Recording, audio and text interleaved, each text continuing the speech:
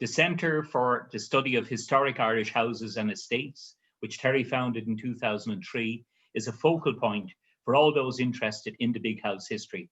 Its annual conference draws papers and contributors from home and abroad, and the resulting volumes that have emerged have added greatly to our understanding of the big house, not just in Ireland, but internationally.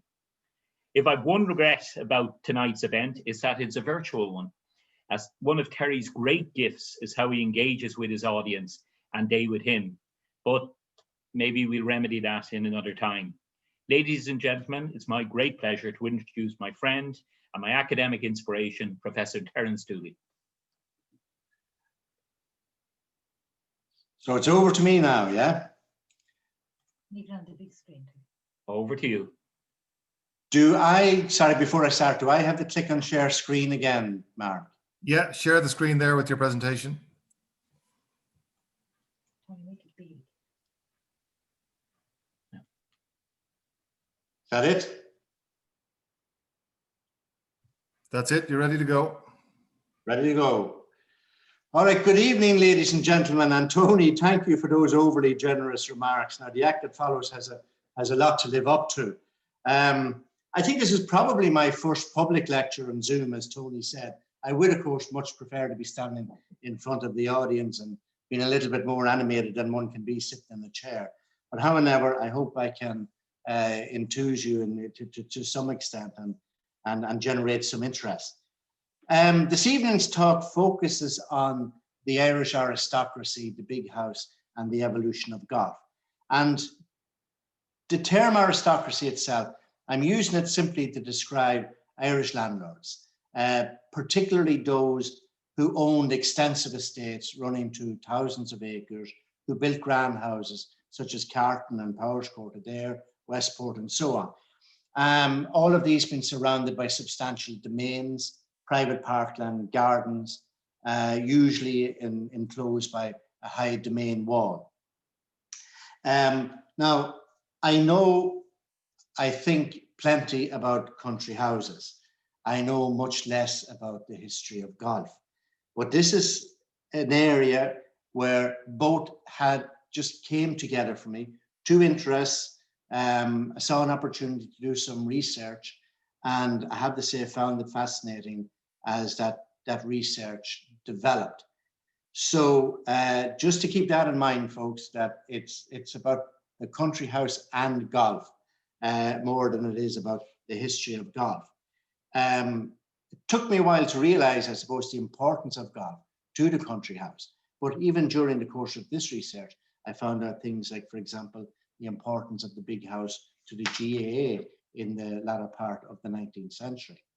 But to begin where the focus lies this evening, and I'm going to begin with a quotation from the Belfast newsletter, that the royal and ancient game has taken a firm and permanent hold on this country is plainly evidenced by the frequency with which new links are being opened in different parts. With the natural advantages with which we are fortunate in possessing in this country, it would be ungrateful did we not exercise to the full our opportunities for developing to the utmost a game which is adapted to indulgence by both sexes and to the young and old in each. Now that comes from the Belfast newsletter of the 10th of August, 1896.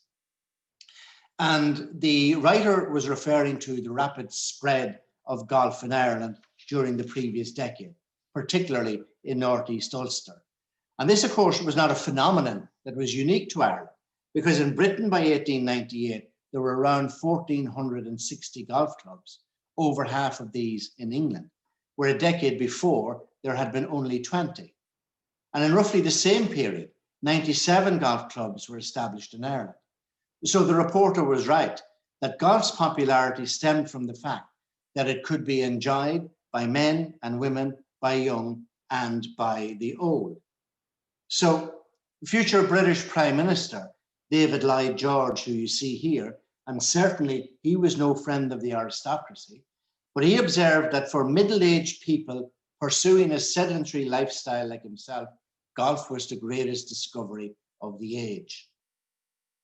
And there were, of course, many other reasons why golf appealed to the aristocracy. Many, for example, relished its inherent competitiveness and the challenge and opportunities of a varied nature that it provided. In the past, aristocrats hunted across untamed landscapes. They jumped over ditches with abandon, and they came into conflict with aggrieved tenant farmers, as you can see here from an image dating to the land war era of the 1880s. But with golf, they had to first of all tame the landscape in order to play, and that represented a fresh challenge. They had to overcome barriers, bunkers, trees, water, but they represented much less danger to life and limb than hunting across open countryside. And golfers came into conflict with nobody but themselves. Both hunting and golf appealed to physicality at different levels, of course, but golf much more challenged the intellect. Therefore, it may not be a coincidence that the emergence of golf coincided with an era when a number of British and Irish aristocratic families, including prominent politicians, formed a country house coterie who valued competitiveness and intellectual dexterity. The Souls, as they were known, were dominated by the families of Charteris, Tennant, Wyndham, and Balfour, and all of these were united by political and social ambition and the common aim to progress each other's families. They also had a fascination with golf. The Wyndham estate at Clouds, for example, in Wiltshire, had its own golf course, where they gave the names of political figures to the holes rather than numbers. Wyndham's sister Mary, who was married to Hugo Charteris, whose Gosford House estate had a number of private golf courses, including Craiglow.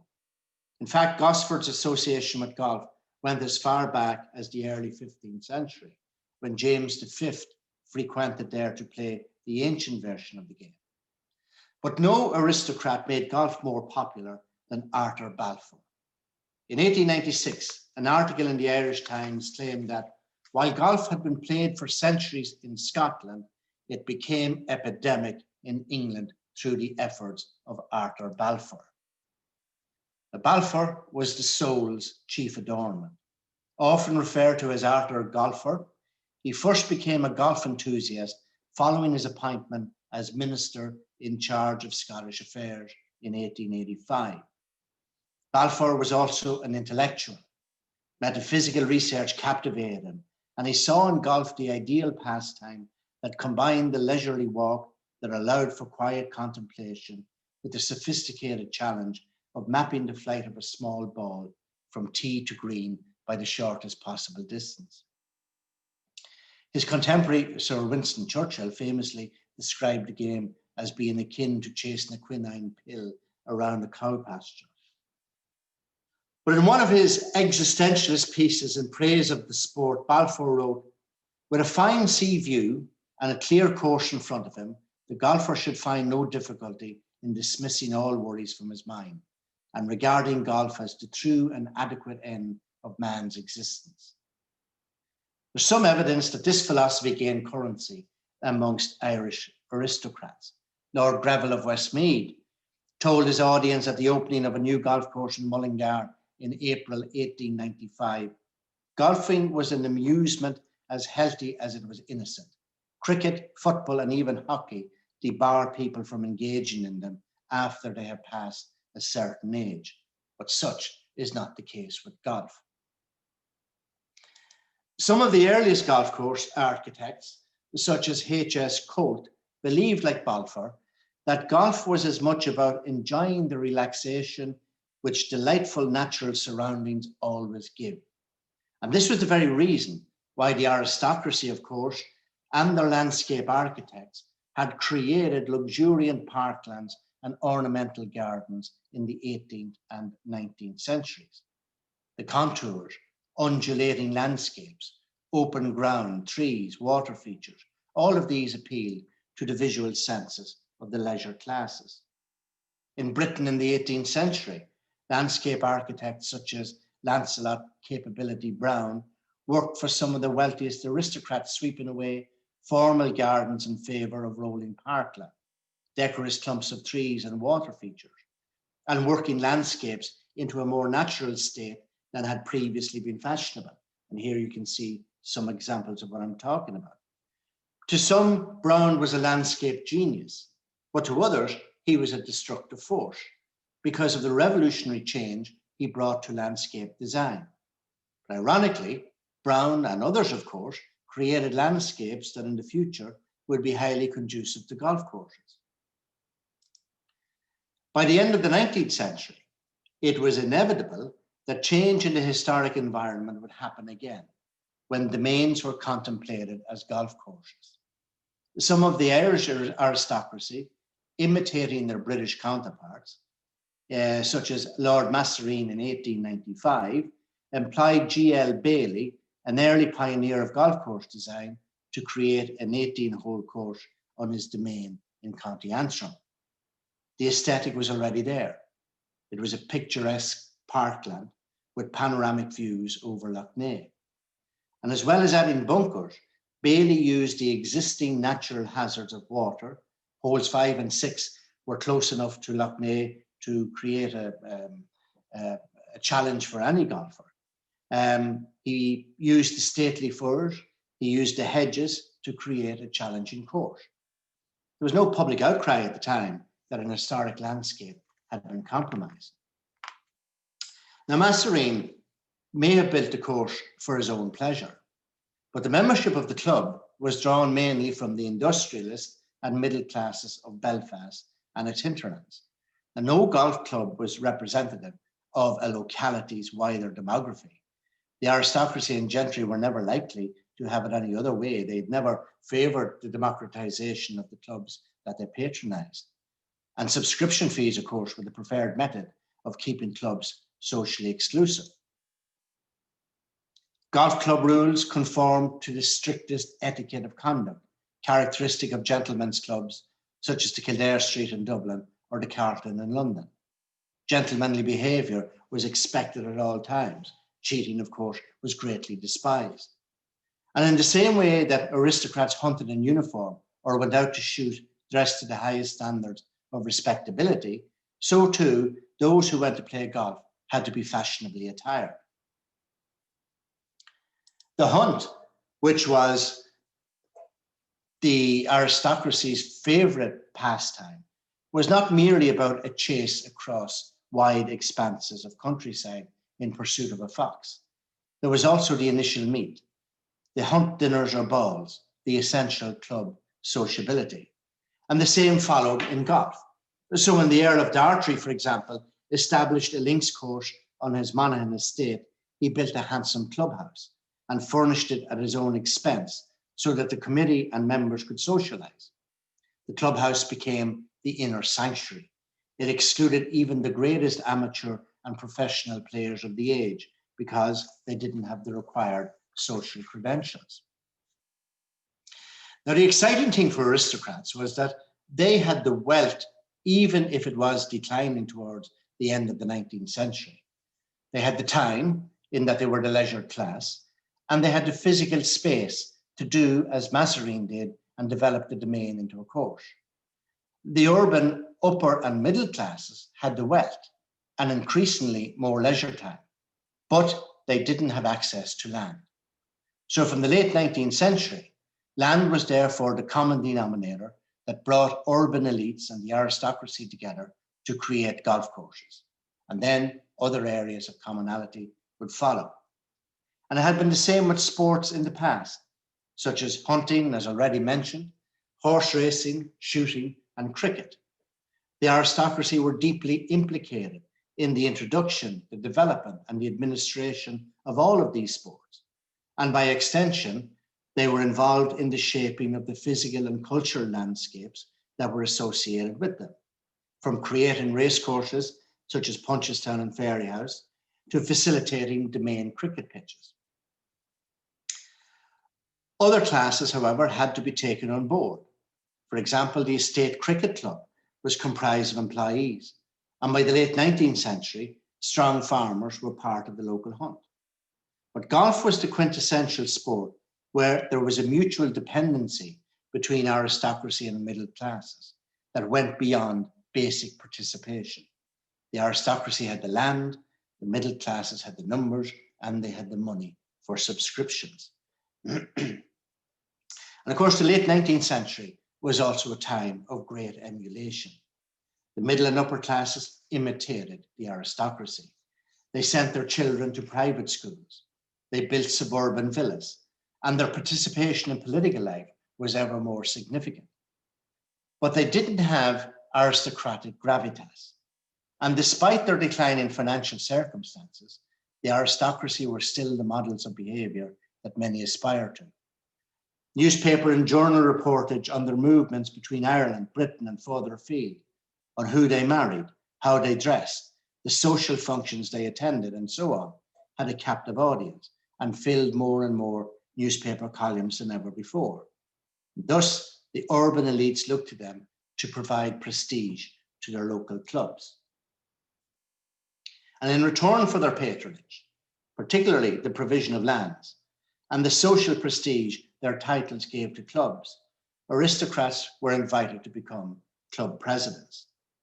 For donating land to create the Dufferin course in County Down, the Marquess of Dufferin and Ava was made president in 1897. Similarly, the 5th Viscount of EGC was elected president of Monkstown Golf Club in Cork after he rented Monkstown Castle and the domain as golf course and clubhouse. In 1913, the first president of the RD Club was Sir Henry Bellingham of Castle Bellingham, and the captain was George Taff of Smarmore. And that same year, they were both influential in securing land on the Ruxton estate outside RD to lay out the new course. In 1891, when the middle-class dominated Golfing Union of Ireland was established, Uachtar John Mark Knox, 5th Earl of Ranfurly, was chosen as one of its chief officers. And W.A. Menton has argued that it was a shrewd move, as Ranfurly was clearly a royal favourite, as from 1895 to 97, he was Lord in Waiting to Queen Victoria and was Governor of New Zealand from 97 to 1904. But first and foremost, Ranfurly played golf simply because he enjoyed the game. He constructed a 12-hole course on his own domain. Another avid golfer was Francis, 6th Earl of Annesley, captain of the Royal County Down in 1909 and 1910, who played in the final of the Irish Close Championship, losing only to amateur legend Lionel Munn. By 1909, the Earl of Kenmare had provided land for the Killarney Club because his son, Lord Castleross, was already a young player of much promise.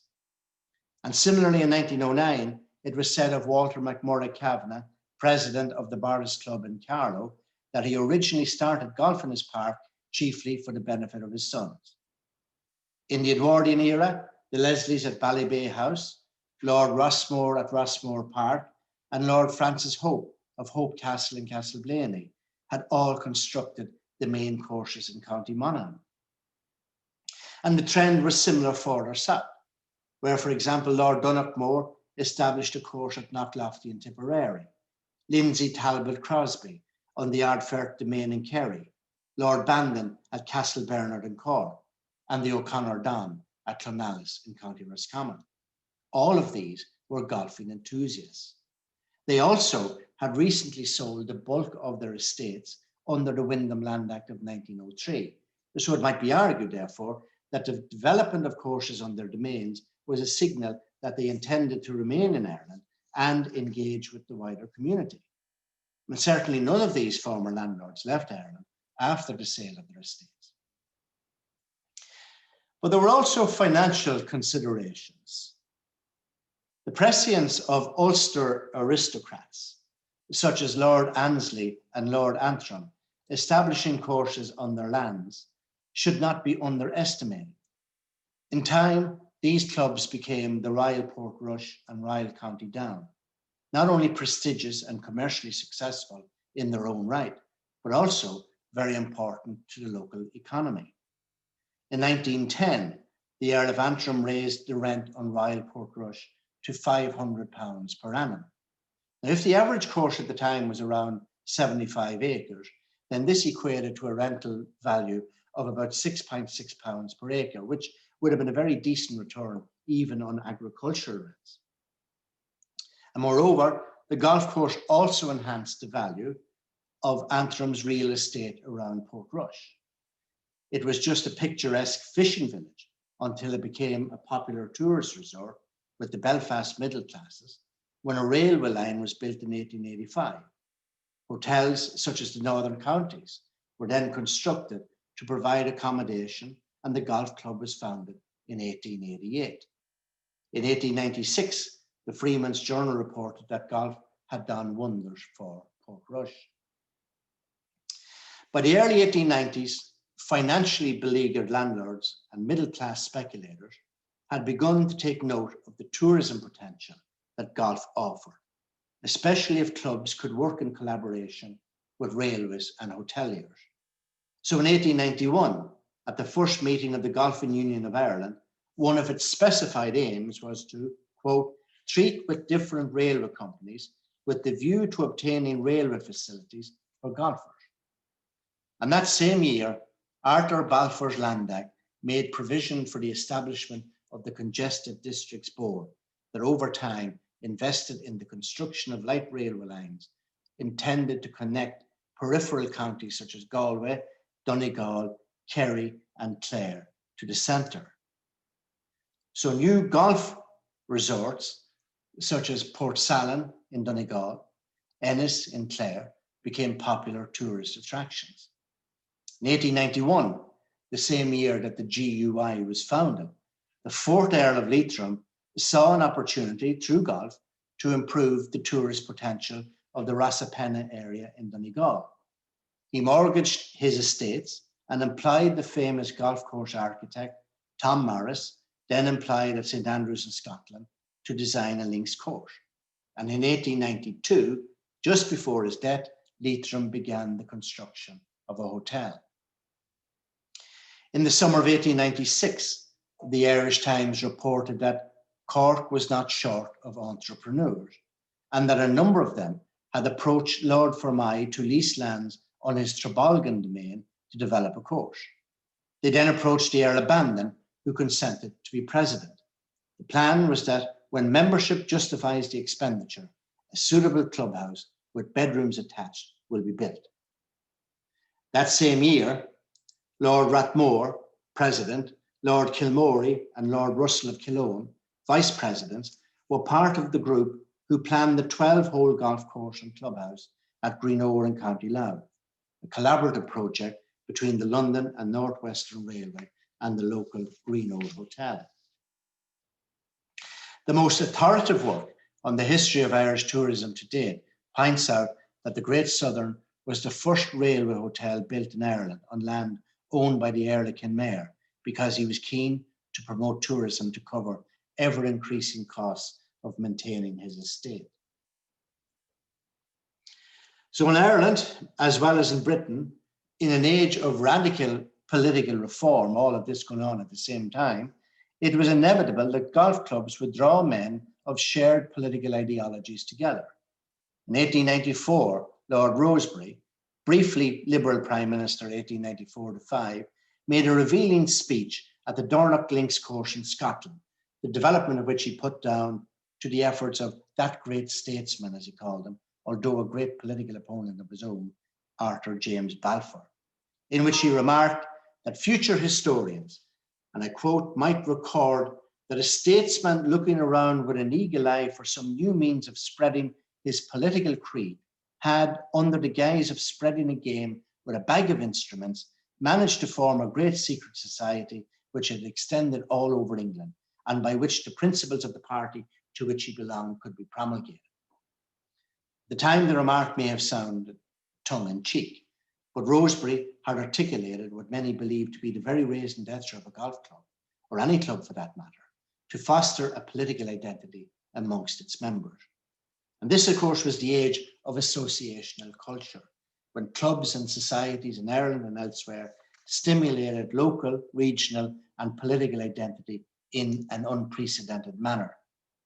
Ronald Keano has convincingly argued that golf and Edwardian high politics were inextricably entwined in Britain. And he pays little attention, although he pays little attention to Ireland, he does acknowledge that there were many golf clubs in the strongly unionist county of Antrim, as well as the unionist belt along the coast of Dublin. He was therefore equating golf with unionist politics.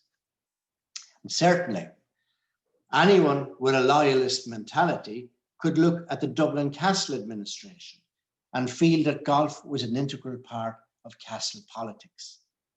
From the mid-1880s, most Lord Lieutenants were avid golfers who played in the Phoenix Park. In 1885, Lord Carnarvon was patron of the Dublin Golf Club. He was succeeded in office in 1886 by the Earl of Aberdeen, an active golfer. Lord Dudley, who arrived in 1902, had his own private golf course at Whitley Court in Worcestershire. In 1902, he played with the Duke and Duchess of Connaught in the Phoenix Park.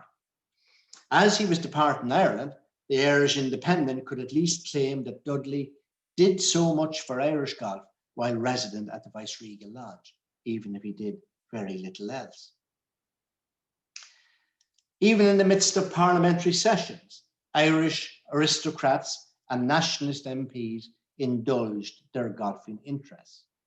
In 1892, Sir Henry Mallaby Deeley, who of course would go on to own Carton House in Kildare in the 1920s, founded Prince's Golf Club at Mitcham as the playground of the members of Parliament.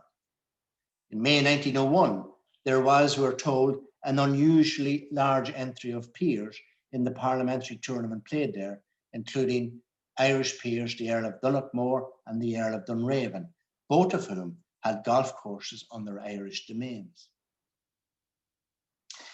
And before Balfour became Prime Minister, he was the British administrator in Ireland who had the most profound influence on the spread of golf. He arrived as Conservative Chief Secretary in 1887, staying in the post until 1892. And at the time, he was an accomplished golfer, but a relatively inexperienced politician. And there were those, even within his own party, who doubted his resolve to administer Ireland during what was a very turbulent period of agrarian and political tensions. But he brought George Wyndham with him as his private secretary. And shortly after their arrival, Wyndham wrote to his wife Sybil in typical Souls fashion that he and the chief secretary talked about Shakespeare, Shelley, the story of Hero and Leander, the difference of accent, quantity, and numbering of syllables in English, Latin and French territory, politics, principles, warfare, etc., etc. But he also noted that Balfour was introducing him to the rudiments of golf. So Rosebery was right. Balfour understood how golf could be used to his political advantage, an impression certainly given by his dealings with Ulster Unionists. As Chief Secretary, Balfour took to his task with a steely resolve, not expected of him, and his Irish policies appealed most particularly to Ulster Unionists who feted and celebrated with him time and again and showed their appreciation by inviting him to the province to play golf. For example, in November 1890, a deputation of the West Belfast Unionist Association met with Balfour in Liverpool, and he thanked them for the message they had brought from the loyal population of Ulster, the people of the most prosperous part of Ireland, as he put it. So Balfour cleverly equated loyalism with economic prosperity, in full knowledge that Ulster Unionists strongly protested that home rule would be detrimental to their economic future. And in return, the deputation invited him to the industrial heartland of Ireland to play golf. Nothing, Balfour said, could give me greater pleasure than to add to my political engagements the less onerous engagement of playing a game of golf with you. Now, if you look at the image, the one in the middle is a nationalist piece of literature, for the want of a better term. You can see the spectre wearing a cloak, and on the cloak it says blight and famine. And that's reference to the conditions in Ireland in the mid to late 1880s, period characterized by agrarian agitation, the planning campaign, rent strikes, and so on. And he's fighting with a woman who obviously represents Ireland and you can see the struggling family in the background. While meantime, to the right, you can see Balfour playing golf. In other words, that he wasn't paying attention to what were the more important things to look after in Ireland at the time. So when Balfour came to Ireland, there were only about a dozen clubs. And a decade later, there were almost 130. And another 40 were founded between 1898 and 1905. And as I've said already, it was no mere coincidence. More than anyone, he had made golf fashionable. But consider also the example of Belfast merchant Thomas Sinclair, local Antrim landlord John Harrison, and how both came together to found the Belfast Golf Club. Sinclair was former president of the Ulster Chamber of Commerce. In 1881, he returned from a holiday in Scotland, where he said later he had become smitten by the game. He approached Harrison, who agreed to provide part of his estate for the development of a course, and thus the Belfast Golf Club was established, with typically Harrison becoming the first president. Sinclair was an enthusiastic golfer, but he was also a very influential political player. In June 1892, he organised the Ulster Convention, the first mass anti-Home Rule movement of around 12,000 unionists called in Ireland. So effectively, he was a founding father of Ulster Unionism. He became a member of the Ulster Unionist Council in 1904 that directed Ulster Unionism from that date forward. And in 1912, he drafted the Ulster Solemn League and Covenant, which pledged Unionists to oppose Home Rule by force of arms if necessary.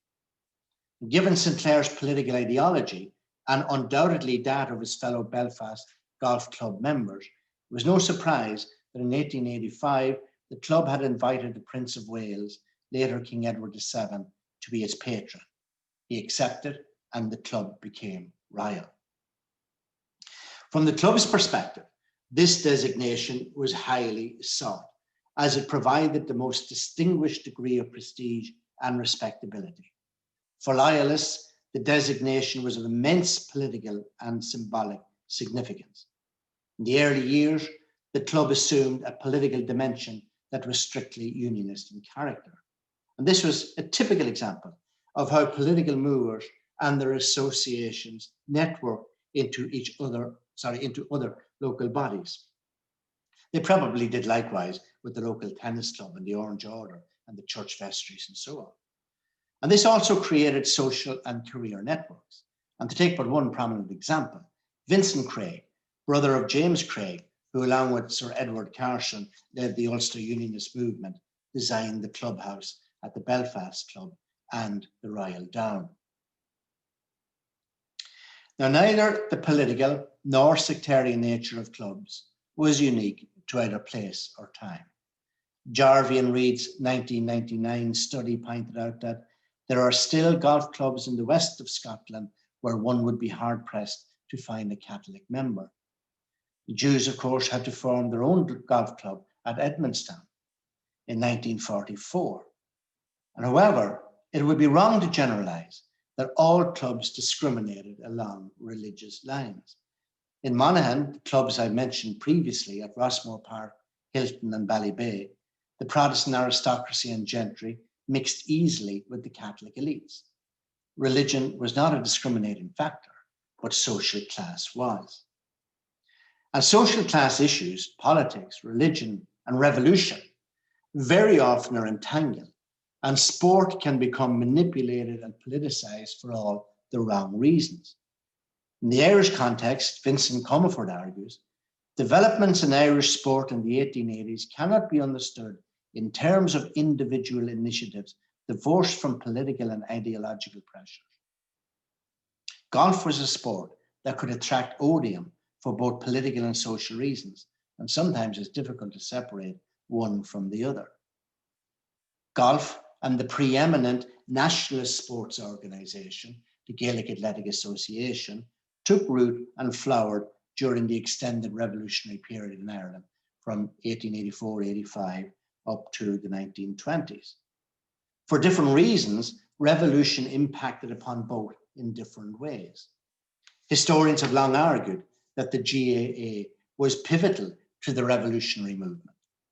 On several occasions, it banned its members from playing foreign games, from playing rugby, soccer, and cricket, but golf was not one of them. Now, Ronald Keano makes the point that golf was not favoured by the Gaelic revivalists because it was not an ancient Irish game. But neither was cricket an ancient Irish game. And it was enjoyed by very many Gaels, including one of the founding fathers of the GAA, Michael Cusick. And indeed, in Tipperary in the 1870s, it was even regarded as a Republican sport. Yet cricket was banned and golf was not, probably because cricket facilitated the working class man in Ireland in a way that golf did not, and was therefore not seen as a threat to the Anglicisation of GAA membership. And when the first Tailteann Games, described by one historian as Ireland's most significant contribution to nationalist invention in the area of sport, inspired by the Éannacht Tailteann of medieval times, when it went ahead in independent Ireland in 1924, golf was one of the games included, despite the misgivings of some GAA officials about Shawneen games. However, during the revolutionary period, now I'm talking about the War of Independence and the Civil War, 1919 to 1923, the IRA did on occasion single out golf clubs or members for attention. There were political motivations in that clubs were regarded as bastions of the old establishment. In the pre and war years, the blatantly unionist political activities of northern golf clubs alienated nationalists. In 1914, for example, an attempt to raise a sports battalion from the Ulster Volunteer Force to join the British Army received an enthusiastic welcome from the GUI. And during the Great War, several northern golf clubs organised fundraisers for the UVF Patriotic Fund to support prisoners of war. Further south, the grounds of the Royal Dublin Golf Club were temporarily commandeered and used for training young recruits. Over 20 fundraising events relating to the war effort were organised there between 1915 and 1918. Many golf clubs therefore aligned their sympathies with the empire. And this meant that with the outbreak of the War of Independence, social and political chasms were thrown into sharp relief. In May 1921, the pavilion of the Douglas Golf Club in Cork was destroyed during a period of intense destruction of property belonging to loyalists. Michael Murphy, IRA leader in Cork at the time, claimed that the burning of Douglas was because it was a regular den of imperialists. Willie Walsh, an IRA farm labourer from Clare, assisted in the burning of the golf pavilion at Athenry, which he claimed the military were using. In July 1921, Con Leddy decided to stage an attack on any British officer found on the golf links at Fermoy in Cork. In Tralee, on the 15th of April 1921, Major McKinnon of the Auxiliaries, blamed for the deaths of 2 local IRA men, was shot dead in the local golf club. Peter Graham, a suspected spy, was executed on Killiney golf links. But there was by no means any coordinated IRA policy to attack golf clubs or players, and it would be foolish to exaggerate otherwise. But there were certainly enough isolated incidents to suggest that there existed a variety of resentments, whether they were social, political, or cultural, towards golf clubs and their members. So in conclusion, in 1902, the great player J.H. Taylor, who along with Harry Vardon and James Braid dominated British golf in the 1890s, and between them designed several golf courses in Ireland, including Howth, Mullingar and Dunfanaghy, wrote, "Irish turf is like velvet in its texture, and the very finest putting greens in the world are to be found there. This is only what one might expect from the great climatic influences that are at work all the year round in Ireland. Taylor prophetically saw the day when tourists will cross the Irish Sea, as he put it, not for the mountains, the isles, or the fishing, but for the golf. And over a century later, in 2013, Fáilte Ireland estimated that 163,000 golf visitors would come to Ireland that year and spend in the region of 200 million euros. Now, 2013 was also the year when Ireland's preeminent golf tournament, the Irish Open, was played at Carton House in Kildare on a controversially modified 18th century domain, which preservationists regarded as a desecration of an historic landscape. In the 20th century, after Carton was lost to the Leinsters, evidence of the 18th century landscape was almost erased by the encroachment and suffocation of nature during decades of neglect. One of Ireland's leading landscape historians, Arnold Horner, has actually argued that the installation of the golf courses brought back the great vistas that had been lost. And interestingly, at the height of the Carton controversy, no one pointed out that in the early days of golf in Ireland, many of the aristocracy had volunteered their domains as golf courses.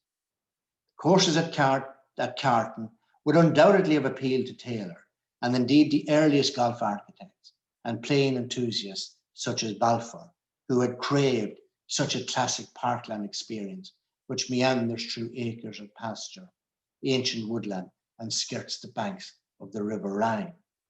It was an environment where nature was in unison and is in unison with the golfer. And of course, Carton is just one of many great domains that have gone the same way. Others included there Ashford, Castlemartyr, Dromolin, Farnham, the K Club, Lough Erne, Massereene, Mount Juliet, and so on. And in all of these cases, the motivation for redesigning these domains was no different to that which stirred Irish aristocrats 100 years and more before. The prospect that some financial advantage might accrue to help in the sustainability of their big houses. And on a final note, my good friend Tim O'Connor reminded me the other day of the symmetry about the fact that the HQ of the newly minted Golf Ireland is located in Carton. And of course, Tim was, of course, chair of that transition board of Golf Ireland. It always matches the symmetry of the weekend's historical GAA results. And folks, if you want to read more about sport of a general nature, including golf and the country house, you can find it in this book, Sport and Leisure in the British and Irish Country House, where, by the way, you'll also find a chapter by Dr. Tony McCarthy on George Wyndham and his leisure pursuits. That's it, folks. Thanks very much. I hope now to be able to field some questions. Thank you. Well, say the problem with virtuality is you can't get any sense of the response to that, Terry, because I have no doubt the response would be tumultuous in terms of people who've listened to you. It's just, a fantastic presentation and insight into how our game is developed. And to quote Michael Caine, I'd say not a lot of people know that in terms of how important the country house was in it. So we've had a number of questions which have come in, and I'm going to field them if that's okay to you, Terry. Yes, absolutely. And I'll put them in the order in which they've come in. We have one from John Dunny here that talks about the oldest golf club in Ireland is reputedly Royal Curragh, set up for the British Army. Is that correct? I think so, right? I'm not going to say definitively it is, but I do think so. I believe that the first golf ball was struck on the Curragh in Ireland. Now, Braid also has something to say about that. But I would think, given the connection between obviously the British establishment and the military and so on. That, yeah, I'd say it's probably right. Okay, interesting. A question from Tom O'Dowd, that golf development seemed to bring a lot more entrepreneurial activity in the aristocracy than farming the land or indeed tenancies. Yeah. Yeah, well, I mean, I've been looking at the history of the decline of the big house for many years. And I mean, it's only in the last few years that I've discovered this dimension to it, right? That they actually saw golf as a business that they could exploit, at least for a short time, right? Now, they were the leisure class, and he's right. They were not known for their interest in the progression of Irish agriculture, and maybe unfairly so, because nobody knows better than you do what they had to do after they divested themselves of their estates post 1903. And there's no doubt many of them did go into farming thereafter, at least until the Irish Land Commission decided that they were going to compulsory acquire whatever estates that they had left. So, I mean, doing this, there's lots more to be done on this. I mean, for example, how many golf clubs had actually been developed on aristocratic estates? I'm talking about 100 and something clubs being in existence in the 20th century, but I don't know definitively how many of those were on aristocratic domains. It would be well worth somebody's while now to do a study of that, and they carry it through, not just from the late 19th century, but through the 20th century, and see how many golf clubs of the present day, or of the, I mean, many clubs were in Ireland at its height. Would there have been just under 500? Just under 500. Yeah. I mean, how many of those actually had their roots in an aristocratic domain? So lots of work still to be done in the area. Yeah, and it's I mean, just in terms of related to that question, in terms of the motivations, I mean, you have fashionability of sport coming to the fore. Yeah. You also then have the possibility of it being economically viable, and then also the issue of the interaction with the community. Yeah. Just with that latter one, the interaction with the community, was it very class driven? Absolutely, I would say absolutely, yes. On the main golf courses, certainly. I mean, I'm not certain of this, but I would think that it was probably the 1920s before public courses, as we know them, began to be developed. And as far as I know, the Irish Free State government had a hand in that, right? In that they wanted to make golf courses available for the working men of Dublin. So again, I mean, we don't have, or at least I haven't seen records of the main golf clubs to see who comprised the membership, right? But I think we can be fairly certain that aristocrats, gentry, and upper classes, exclusively so. Okay, well, that brings me on to the next question from Susan Hamilton Ledden. And the question is, apart from being a member of the aristocracy in those early years, were women in general allowed to become members of a golf club?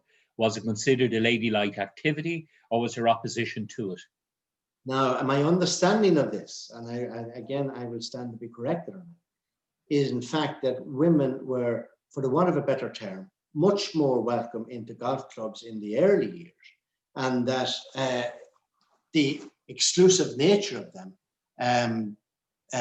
or they became more exclusive in terms of male membership as time went on.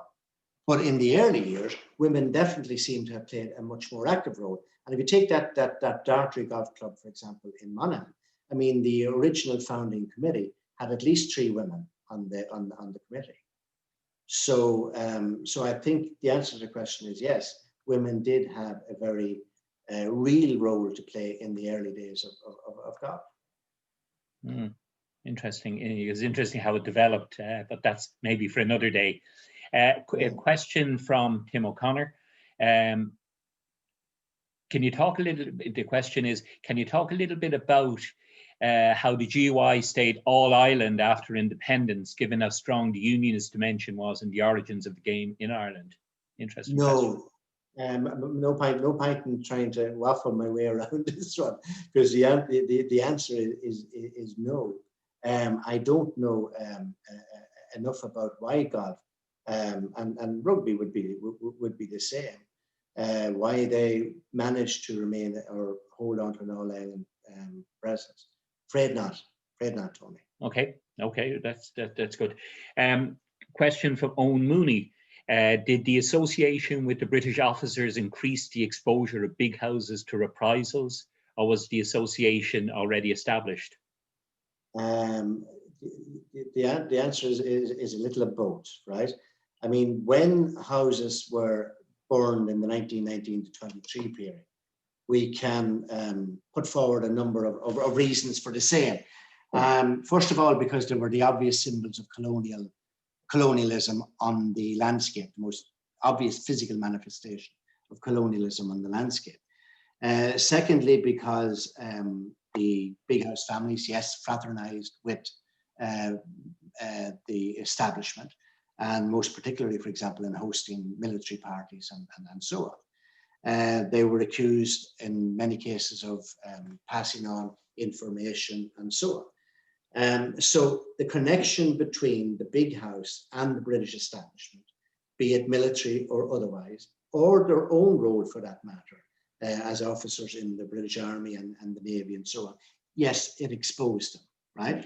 But I mean, there are many other much more complicated reasons, not least of all agrarian reasons, where, you know, local IRA men and were one and the same as local agrarian agitators. So very often it was a case of, you know, burning a big house in the hope that at some stage in the near future, the mainland that in some cases might have been used as golf courses would be broken up and redistributed as agricultural land. Mm. Yeah, a question I have myself, Terry, and that is from, you know, traveling around golf courses for years around Ireland, you invariably look up at the honour boards, like for presidents and captains and that. Yes. And one of the interesting observations I find is the number of Roman Catholic clergy who appear on these early boards. And I wonder, you know, they seemed unlikely bedfellows, the Catholic clergy and the aristocracy, particularly in the late 19th century. What's your take but there? They're not really. I mean, I think this is where you can begin to think about how people compartmentalize their lives. So, I mean, the aristocracy and the local Catholic clergy could fraternize quite easily, and it wouldn't be unusual for the local parish priest to end up at a function of some sort in the local big house, right? So I don't think it is unusual, nor should we see it as being unusual. Though I do think the further north we move, the less likelihood or the less chance of that there would have been. Okay. Terry, I mean, just as I'm looking at the question board, and I don't think you can see it, I can, there are many more complimentary remarks coming in about the presentation in terms of the enjoyment you've given us tonight. And as we're just coming up to 9 o'clock, and we said we'd have an hour, it just revolves me to thank you. As you said earlier, I'd set high expectations for you. Well, I assure you, as always, Terry, you've lived up to those and surpassed them. So on behalf of Edmondstown and its members, I just want to thank you for a wonderful talk tonight. And hopefully at some stage we might get to do this in real life.